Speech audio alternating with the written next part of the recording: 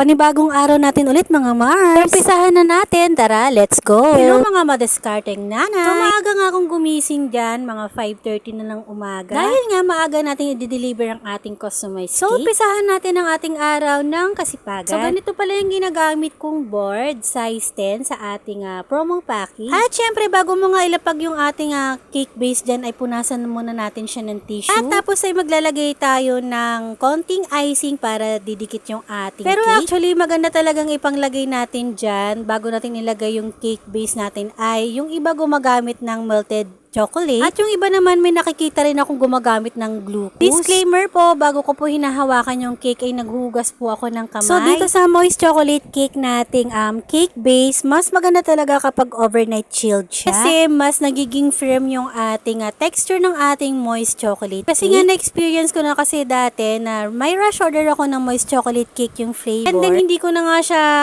or wala na akong pagkakataon na mailagay sa chiller or freezer yung ating moist chocolate cake. Ay pagka hiniwa mo siya ay buhaghag. At tapos ay may pagkakataon pang pwede pang mag-collapse yung cake mo kapag mataas. Kaya para po sa mga baguhan ay dapat po ay overnight chilled po yung inyong moist chocolate cake at mas maganda kung nasa freezer siya. At pagkatapos bago mo nga siya lagyan ng bago mo siya i-frostingan ay itong mo muna. Like po kasi kapag chiffon cake base ay hindi mo na kailangan ilagay sa may freezer kahit sa may chiller lang. Sa akin po kasi ay hindi ako nag-i-stock ng moist chocolate cake. Mas okay kasi sa akin na freshly baked na ibibigay mo sa iyong buyer. Pero marami pa rin gumagawa na nag-i-stock sila sa freezer nila ng kanilang moist chocolate cake. Mas maganda daw ang nagiging texture nun, mas nagiging moist. Pero sa akin mga Mars ay hindi ko nga na-try yun. Kasi ako ayoko na-stockan ako ng chocolate moist sa aming freezer. Pero sa iba po ay mas maganda at mas advantage nga po yung nag-i-stock ka sa may freezer. Basta yung binake mong moist chocolate cake, after mo nga siyang palamigin ay ilagay mo na nga siya sa freezer. Basta maayos mo itong binabalo. At syempre dapat kapag naipasok mo na nga to sa freezer ay hindi mo na dapat to inilalabas-labas. So i-flex ko nga sa inyo kung anong food color yung aming ginagamit sa aming icing. Itong food color na to maganda rin to mga Mars sa icing kasi kahit konti lang yung ilagay mo ay magda-dark din siya. Ayan mga Mars, sa ibabaw nga ulit ako naglagay ng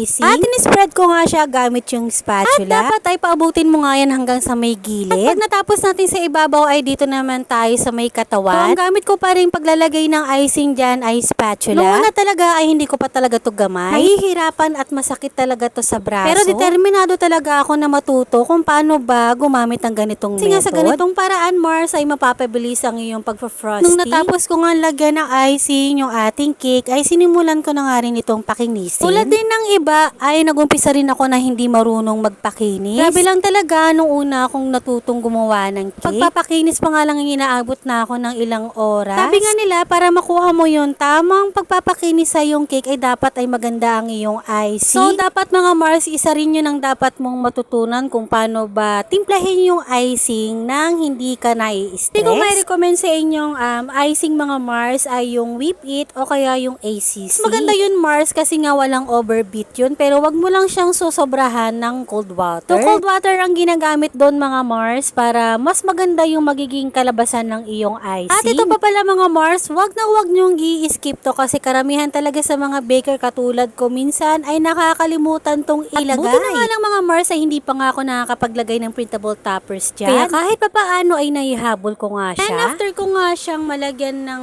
icing yung mga pinaglagyan ko ng towel ay dumiretso na ako dito sa paglagay ng mga printable toppers. So yung mga toppers na yan ay kinuha ko lang sa may Pinterest. So piliin nyo na nga lang yung mga malilinaw na images doon. At tapos mga Mars, mas maganda rin na meron kayong application tulad ng PixArt para nga doon kayo mag-i-edit ng mga pangalan ng celebrant. Kasi mga Mars ay gamay ko nang gamitin yung PixArt. And then maganda rin na matuto kayo kung paano nga ba mag-edit doon. At ito palang promo package namin ay may kasama na nga rin tong 6 pieces cupcakes. Kaya tong promo package namin ay affordable at sulit na sulit pa dahil nga may kasama na tong cupcakes. At maganda rin mga Mars na magpa-promo package ka kasi nga lalo na kapag ka matumal yung ating pa-order. Itong nakaraang buwan kasi ay napakatumal talaga. Kaya naisipan ko na nga rin na mag-promo package ulit ako. Kahit pa paano ay meron pa rin tayong pa-order. At para sa ating final touch ay naglagay ulit ako dyan ng dragis. At ito na ang final look ng ating customized cake.